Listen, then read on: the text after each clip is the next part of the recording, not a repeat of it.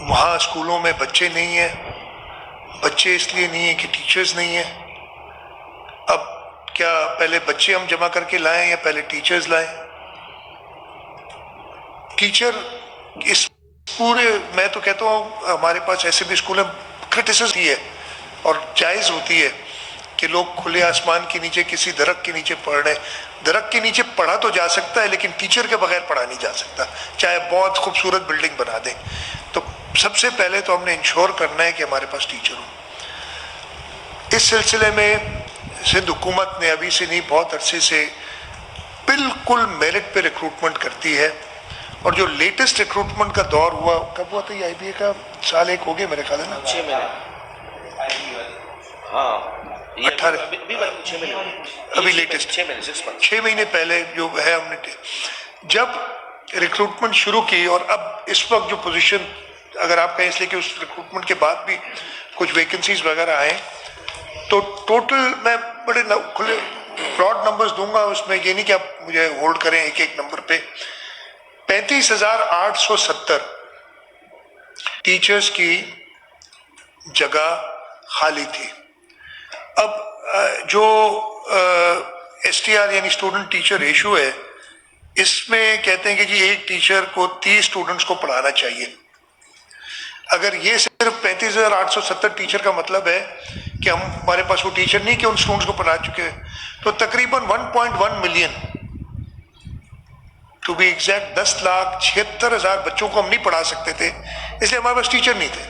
चाहे बिल्डिंग मौजूद हो, तो हमने रिक्रूटमेंट की। फिर रिक्रूटमेंट में भी हमने ये इंश्योर करना है कि हम मेरिट पे रिक्रूटमेंट करें। हमने IBA को वो काम दिया। फिर एक क्राइटेरिया कैबिनेट ने बनाया। कैबिनेट ने बनाया क्राइटेरिया कि जी 55 मार्क पासिंग मार्क्स होंगे। फिर उसमें कुछ रिलैक्सेशंस दी। हार्ड एरिया का जिक्र किया कि हार्ड एरिया में 40 होंगे। फीमेल जो टीचर्स हैं उनके लिए 50 का कहा, और माइनॉरिटीज के लिए हमने कहा कि 33% है। ये सारी करने के बाद हमारा इनिशियल ख्याल ये था, ये जब हमने किया था, और मिस्टर मिनिस्टर साहब भी बैठे हैं, कहा कि कैबिनेट कॉलीग्स भी बैठे हैं, कैबिनेट में ये कहा गया था कि हम तकरीबन अपना टारगेट पूरा कर लेंगे टीचर्स का। बहुत किसी जगह पे शायद शॉर्टफॉल रह जाए, अदरवाइज नहीं रहेगा। लेकिन हुआ ये कि जब फाइनल नंबर्स आए तो हमारे पास 24,617। अच्छा, इनका क्राइटेरिया ये था कि यूनियन काउंसिल बेस्ड होंगे और ज्यादा से ज्यादा उस तहसील में, अगर यूनियन काउंसिल A के अंदर 50 वैकेंसियां, उधर 70 लोग पास हुए, और यूनियन काउंसिल B में 50 वैकेंसियां, उधर 30 लोग पास हुए, तो ये 20 अगली यूनियन काउंसिल में जा सकते हैं या उस तहसील में जा सकते हैं, तहसील की बाउंड्री का। और ये बड़ा क्लियर था कि जी मैं कह रहा हूं कि मेरी जो जिला है, मैं अगर जिले पे भी कहूँ, जिले मेरा अपना जिले का एक एंड भान सैदाबाद है और दूसरा एंड कराची है। वो भान सैदाबाद का लड़का अगर पास भी हो जाए, मैं नहीं एक्सपेक्ट कर सकता कि वो कराची में आके पढ़ाएगा। इसलिए हमने कहा कि यूनियन काउंसिल हो, ज्यादा से ज्यादा तहसील तक ले जाया जाए, और यही सही तरीका था। तो इसमें ये हमें जो क्वालिफाइड लोग एज पर ये जो क्राइटेरिया था 24,617, इसका मतलब था कि 11,253 लोग अभी भी हमारे पास टीचर्स नहीं थे। और 11,253 का मतलब है कि हम तकरीबन 3.5 लाख बच्चे हमारे भी नहीं, अभी भी नहीं पढ़ सकेंगे। हमारा मकसद सिर्फ ये था कि ज्यादा से ज्यादा बच्चे, हमारा ऑब्जेक्टिव ये स्कूल पे लाए। मैंने एजुकेशन डिपार्टमेंट के साथ मिलकर, और उन्होंने सारी ब्रीफिंग्स दी, मैंने ऑब्जेक्टिव था, मैंने इन्हें कहा कि जी एक स्कूल भी टीचर ना होने की वजह से बंद नहीं होना चाहिए। अच्छा, अब स्टूडेंट यही है, लड़के यही हैं। आपने आज टेस्ट लिया है, इन्होंने किसी ने 80 मार्क लिए हैं, किसी ने 30 नंबर लिए हैं। किसी यूनियन काउंसिल में अगर 30 से ज्यादा का कोई लड़का ही नहीं है या 40 से ज्यादा कोई लड़का ही नहीं है, तो आप कहां से लाओगे? मैं इधर बताऊं कि जो दूर दराज की यूनियन काउंसिल हैं, चाहे वो थरपारकर में हो, चाहे हमारे साहिली इलाकों में हो, चाहे हमारा काछू का इलाका है, उधर कहां से दूसरा बच्चा जाएगा पढ़ाने? तो हमें कोई और तरीका देखना है कि हमने ये स्कूल खोलने। व्हाट इज वर्स, एक टीचर बिल्कुल ना हो, या चलो एक टीचर वो जिसने शायद वो मिनिमम मार्क्स नहीं लिए, लेकिन उसको हम ट्रेन कर सकते हैं कि वो बच्चा पढ़ाए। मतलब अगर टीचर ही नहीं होगा तो फिर तो आपने छोड़ दिया ना। उस पूरी यूनियन काउंसिल में अगर आपके पास 100 की वैकेंसी थी और आपके पास सिर्फ 30 लोग हैं पढ़ाने के लिए, दैट मीन 70% बच्चों को तो आपने इग्नोर कर दिया कि भाई ये हम पढ़ाएंगे ही नहीं। लेकिन चले अगर वो 70 जो टीचर हैं हम किसी तरीके से कुछ कम मार्क्स वाले भी हायर करके उनकी हम कैपेसिटी बिल्टअप करें, तो वो आसरा तो होगा। इधर तो हम आसरा ही नहीं दे रहे। ये मेरा मकसद था और मैंने इस पे कहा कि काम करें। इस सारी एक्सरसाइज के बाद मैंने कहा, मेरे तो मिनिस्टर साहब बैठे, मैंने कहा चाहे एक नंबर किसी ने लिया हो मुझे बताओ, उसको मैं पढ़ा के 1 से 50 पे ले आ सकता हूं। एक को मैंने ट्रेन करना है ना, उस एक को पढ़ाने से मैं 30 बच्चों को ट्रेन कर दूंगा।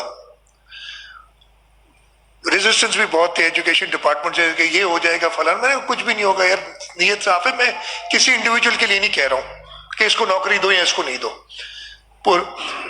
फिर हमने एक्सरसाइज की। उस एक्सरसाइज के बाद हमने 136 तहसील हैं, मैंने कहा कि यार आप नीचे लाते जाओ मार्क्स। 136 तहसील में से 118 तहसील ऐसी बनी, कुछ में तो ऑलरेडी पूरे थे लोग, इसलिए तहसील हमारी लिमिट थी ना। 118 तहसील ऐसी बनी जिसमें 40 नंबर पे अगर हम ले आए तो 136 में से 118 तहसील्स में हमारे टीचर पूरे हो जाएंगे। मेरी बड़ी खुशी का मकाम था। मैंने कहा अभी भी मैं खुश नहीं हूं, बाकी 18 तहसील के हम छोड़ दें कि इनको नहीं पढ़ाएंगे यार, इनको बस अब आपका जो है किस्मत में ही नहीं है पढ़ना। जब हम हार्ड एरिया में 40 पे लोगों को कह रहे हैं पढ़ा सकते हो तुम, तो हार्ड एरिया में तो और बेहतर क्वालिफिकेशन वाला बंदा भेजना चाहिए ताकि उधर अच्छी पैदा हो। हम उन तो बाकी जगह पे हम क्यों नहीं कर सकते, हम उनका कैपेसिटी बढ़ाएं। बाकी 18 तहसील में तकरीबन ये नंबर कुछ थोड़ा बहुत ऊपर नीचे 5% ऊपर नीचे हो सकते हैं, तकरीबन 1500 टीचर रह गए जो हमको और रिक्रूट करने थे। मैंने फिर एजुकेशन डिपार्टमेंट कहा कि हर तहसील में ये जो 18 तहसील रह गई हैं, एक तो हम 40 पे करते हैं अक्रॉस द बोर्ड ताकि हम 118 तहसील्स को कंप्लीट कर सके। बाकी 18 तहसील्स में हम इन 1500 बच्चों को जो जिन्होंने मेरिट पे 40 वाला तो पहले ही आ गया ना, जिसके 39 है उसको देखें उस तालके के अंदर, बिकॉज तालके से बाहर हम नहीं जा सकते। 38 है, 37 है, जो भी बनते हैं जाके 25 में लेट से खत्म होता है कि 25 जब होगा तो आखिरी बंदा हो गया। ये अगर 25 लड़का है उस तहसील में, 50 बच्चा है उस तहसील में, इनको आप इमीडिएटली लाएं। ये समर में आप ट्रेनिंग दें, मुफ्त में ट्रेनिंग दें। हम पैसे वो करेंगे, मुफ्त में ट्रेनिंग देके हम उनको एम्प्लॉय नहीं कर रहे, उसको नौकरी नहीं मिलेगी। हम उस 25 लड़के को या इस टोटल 1500 पूरे सूबे में लाएंगे अपने ट्रेनिंग स्कूल्स में, और मेरा ख्याल है 1 महीने की ट्रेनिंग दी जाए और 1 महीने बाद फिर IBA से कहा जाए इनका टेस्ट लो। हम चाहते हैं मेरिट प्रिवेल करे, कोई हम पे उंगली ना उठाए। 1 महीना इनको इंसेंटिव ये है कि अगर आपने पास किया, आपने पढ़ा, इधर ट्रेनिंग ली, पास किया, आपको नौकरी मिलेगी। 1 महीने बाद इनका फिर IBA से टेस्ट लें और अगर कम से कम 40 नंबर ये लेते हैं तो आप इनको एम्प्लॉय कर दें इसमें। और उसके बाद फिर ये तो हो गए एक लेवल ना, फिर आप 40 से 55 यानी जो तकरीबन 9753 ये हो जाएंगे जो नंबर है, वो नंबर हो सकता है कुछ आगे पीछे, फिर इनकी ट्रेनिंग करें। हम चाहते हैं कि हर बंदा 55 के लेवल तक कम से कम आए, वो ट्रेनिंग से ही आएगा ना। मैं तो ये कहता हूं, मैं इस वक्त अगर टेस्ट लूं तो हो सकता है मैं 80 नंबर ले आऊं, मैं कॉन्फिडेंट हूं मैं 80 नंबर ले आऊंगा, लेकिन अगर मुझे क्लासरूम में पढ़ाने भेज दिया जाए मैं नहीं पढ़ा सकूंगा। पढ़ाना एक अलग तरीका है जब तक उसकी आपको ट्रेनिंग नहीं दी जाए। मतलब मैं, हो सकता है इस वक्त यूनिवर्सिटी लेवल पे मैं इंजीनियर हूं, इंजीनियरिंग की है तो इंजीनियरिंग कोई सब्जेक्ट शायद पढ़ा लूं थोड़ी पढ़ाई के बाद दोबारा, लेकिन क्लास 1 में अगर मुझे कहेंगे बात ही नहीं बनेगी। तो ये नंबर शंबर अपनी जगह पे बहुत अच्छी बात होती है, मेरिट बहुत अच्छी बात होती है, इसमें उन्हें, लेकिन सबसे ज्यादा सूटेबिलिटी ही है। और मैंने ये भी कहा है कि मैं जिस स्कूल में, मैं तो नहीं बहुत ज्यादा, मेरे बच्चे उस स्कूल में नहीं गए जिसमें मैं गया, लेकिन मैं जानता हूं कि जिस स्कूल में वालिद या वालदा गई हो, उसके 25 साल बाद उसी स्कूल में उनका बच्चा जाता है तो वही टीचर उसे पढ़ा रहा होता है क्लास 1 में, प्राइवेट स्कूल्स में। ये नहीं होता कि वो 25 साल में 22 ग्रेड में आ जाता है। इधर हमारे यहाँ प्रॉब्लम ये है, मैंने कहा आप उसकी तनख्वाह बढ़ाते रहे, उसका ग्रेड भी बढ़ाते रहे। क्लास 1 का टीचर 20 ग्रेड का बच्चा भी, लड़का भी हो सकता है, अगर उसने 30 साल की सर्विस की हो, उसको तनख्वाह आते हैं, लेकिन उसकी एक्सपर्टीज वो ग्रेड 1 को पढ़ाने की है। ये चीजें भी मैंने डिस्कस कई बार किया है कि आप ऐसा करिए, हमारा पता नहीं क्या हो गया, ग्रेड्स के पीछे जाते हैं, यार मुझे 5वां ग्रेड नहीं, 7वां दो, 7वां नहीं 9 ग्रेड में कर दो, मुझे 14 में कर दो। मतलब मुझे ये समझ नहीं आती, जो टीचर 9 ग्रेड का है वो अगर उसको मैं 14 में कर दूं तो वो काबिल बन जाता है क्या? बट हमें चलना पड़ता है। बट मैं उसकी बात कह रहा हूं कि आप ग्रेड्स भले बढ़ाते जाएं, तनख्वाहें बढ़ाते जाएं, काम उससे वही लें जो उसमें वो सबसे अच्छा हो कर। तो खैर ये एक और बात है, लेकिन आज अच्छा ये फिर हम कर नहीं सकते थे, हमने कैबिनेट से ही अप्रूव कराया है, कैबिनेट ने इसको अप्रूव किया है। और मैं दोबारा ब्रीफली बता देता हूँ, अप्रूवल ये है, in order to fill all vacancies, हम हर तालके में 40% के जो भी नंबर हों उनको हम नौकरी का इमीडिएटली ऑफर देंगे। हाँ, और हर ये नहीं कि जिसके 40 हों उसको मिल जाएगी, उस तहसील पे डिपेंड करते, मेरिट चल रहा है ना हमारी जो है उस तहसील के अंदर। ये नहीं कि हर, मैं ये क्लियर फिर से करूं, इसका मतलब ये नहीं कि हर 40 नंबर वाले को नौकरी मिलेगी। उस तहसील में 40 तक आने, इसलिए कि हमारी तहसील बाउंड्री बनाई हुई ना हमने, वो नौकरी मिल जाएगी उसको। 40 से कम वाले जो बनते हैं तकरीबन 1500, उनको हम शॉर्टलिस्ट करके इमीडिएटली उनकी ट्रेनिंग करेंगे, महीने की ट्रेनिंग होगी, महीने बाद इम्तिहान लेंगे, अगर वो 40 से ज्यादा नंबर लेंगे तो उनको एम्प्लॉय करेंगे, नहीं तो फिर उनको खुदाफिज। फिर हो सकता है कुछ रह जाए वैकेंसीज, लेकिन उनको फिर हम उस वक्त देखेंगे।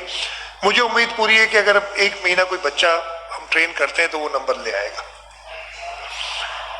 40 से ऊपर वालों की सेकेंड फेज में ट्रेनिंग होगी, ताकि हम एक यूनिफॉर्म स्टैंडर्ड पूरे सूबे में ला सकें। ये यूनिफॉर्म स्टैंडर्ड सिर्फ मेरिट से नहीं आएगा, ये यूनिफॉर्म स्टैंडर्ड पर्टिकुलर ट्रेनिंग से आएगा। तो ये एजुकेशन डिपार्टमेंट में हम कुछ स्टेप्स ले रहे हैं इमीडिएटली, और इसके बाद मैंने जैसे कहा कि इंशाल्लाह ताला हम जल्द 11 लाख के करीब नए बच्चे स्कूलों में ले आएंगे विद दिस इंटरवेंशन। और यही टारगेट हम देखेंगे अपने कि हमने अचीव किया है कि नहीं किया है, कि 11 लाख बच्चे हम स्कूलों में ले आए। दूसरा मतलब ये जो एजुकेशन के बारे में मैं बात कर रहा था, तीसरा पानी के बारे में बिफोर